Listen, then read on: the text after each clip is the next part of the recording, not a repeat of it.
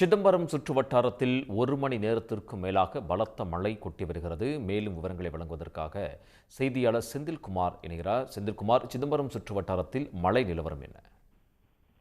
அதாவது சிதம்பரம் மற்றும் சுற்றுவட்டார பகுதிகளில் நேற்று முதலே அவ்வப்போது விட்டுவிட்டு மழை பெய்தது. இன்று காலை வரை நல்ல மழை பெய்தது. கடலூர் மாவட்டத்திலேயே அதிகபட்சமாக சேத்தியாத்தோப்பில் காலை வரை 21 சென்டிமீட்டர் மழை பதிவாகி இருக்கிறது.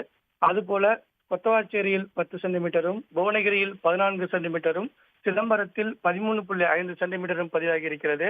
காலையில் சற்று மழை ஓய்ந்திருந்தது, லேசாக வானம் வெளுத்தது. இந்த நிலையில் தற்போது சுமார் ஒரு மணி நேரமாக மீண்டும் மழை பெய்து வருகிறது.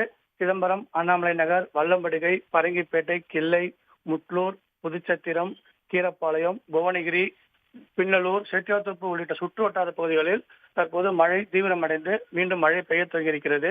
இந்த மழையால் பொதுமக்களுடைய இயல்பு வாழ்க்கை பாதிக்கப்பட்டிருக்கிறது. ஏற்கனவே கடலூர் மாவட்டத்தில் கடந்த 24 மணி நேரப்படி அதிகபட்ச மழை பதிவாகியிருந்த நிலையில் தற்போது மீண்டும் மழை பெய்து வருவது குறிப்பிடத்தக்கது. செந்தில்குமார், தகவல்களுக்கு நன்றி.